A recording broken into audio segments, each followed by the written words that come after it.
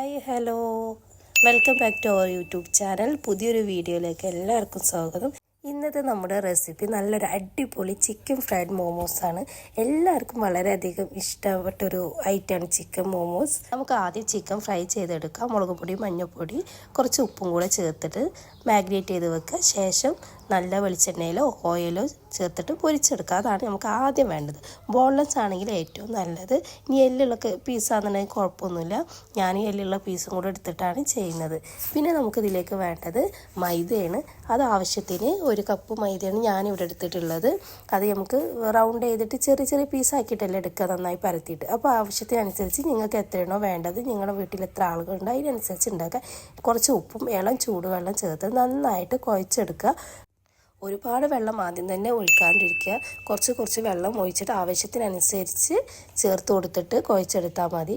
ഇനി കുറച്ച് സമയം അതവിടെ നിൽക്കട്ടെ. ഇനി നമുക്ക് ഇതിലേക്കുള്ള മസാല ഉണ്ടാക്കാം. ഞാൻ ഈ ചിക്കൻ ഫ്രൈ ചെയ്ത അതേ ഓയിലേക്ക് തന്നെയാണ് എല്ലാം ചെയ്യുന്നത്. വേറെ എക്സ്ട്രാ ഓയിലൊന്നും എടുക്കുന്നില്ല. അപ്പോൾ അതിലേക്ക് കുറച്ച് വെജിറ്റബിൾസും സവാള എല്ലാം ഇട്ടിട്ട് നന്നായിട്ട് വഴറ്റിയെടുക്കാം.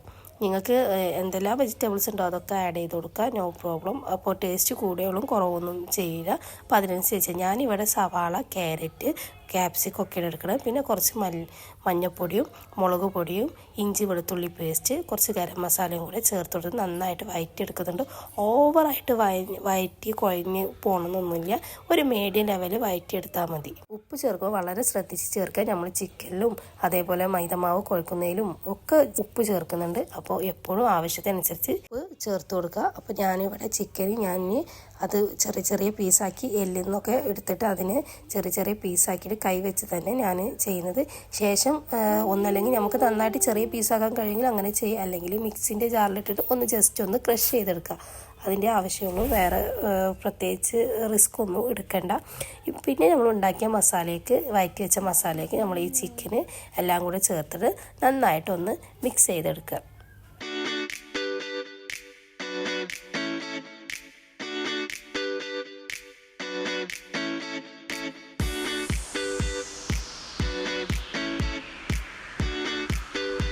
ഇനിയാണ് നമ്മൾ അവിടെ ഉണ്ടാക്കി വെച്ചിരുന്ന മൈദമാവുണ്ടല്ലോ, അത് നന്നായിട്ട് എത്ര നിങ്ങൾക്ക് നൈസാക്കിയിട്ട് പരത്താൻ പറ്റും അത്രയും നൈസാക്കിയിട്ട് പരത്തിയിട്ട് ഞാനൊരു ഇത് വെച്ചിട്ട് റൗണ്ട് ചെയ്തെടുക്കുന്നുണ്ട്. ഇനി നിങ്ങളുടെ അടുത്ത് വല്ല സ്റ്റീൽ പാത്രത്തിൻ്റെ അടപ്പൊക്കെ ഉണ്ടാവുമല്ലോ റൗണ്ടുള്ള, ആ അടപ്പ് വെച്ചിട്ടായാലും ഒന്ന് കട്ട് ചെയ്തെടുത്താൽ മതി. ശേഷം നമുക്ക് അതിൽ നിന്ന് ഓരോന്നെടുത്തിട്ട് ഈ മസാല വെച്ചിട്ട് നമുക്ക് പലരും പല ഷേപ്പിലാണ്. എനിക്ക് അറിയാവുന്ന ഷേപ്പിൽ ഉണ്ടാക്കാൻ അറിയാവുന്ന ഷേപ്പ് ഇതാണ് ഏറ്റവും വളരെ സിമ്പിൾ ഷേപ്പ് എന്നാണ് എനിക്ക് തോന്നുന്നത്. അപ്പോൾ ഇതുപോലെ ചെയ്യുക. നിങ്ങൾക്കറിയാവുന്ന ഷേപ്പിലും നിങ്ങൾക്ക് ചെയ്യാം കേട്ടോ. അപ്പോൾ ഞാൻ എല്ലാത്തിലേക്കും മസാല ഫിൽ ചെയ്തിട്ട് ഇതുപോലെ ആക്കിയെടുക്കുന്നുണ്ട്. എല്ലാത്തിലും മസാല ഫിൽ ചെയ്തതിന് ശേഷം നമ്മൾ സ്റ്റീമർ എടുക്കുക.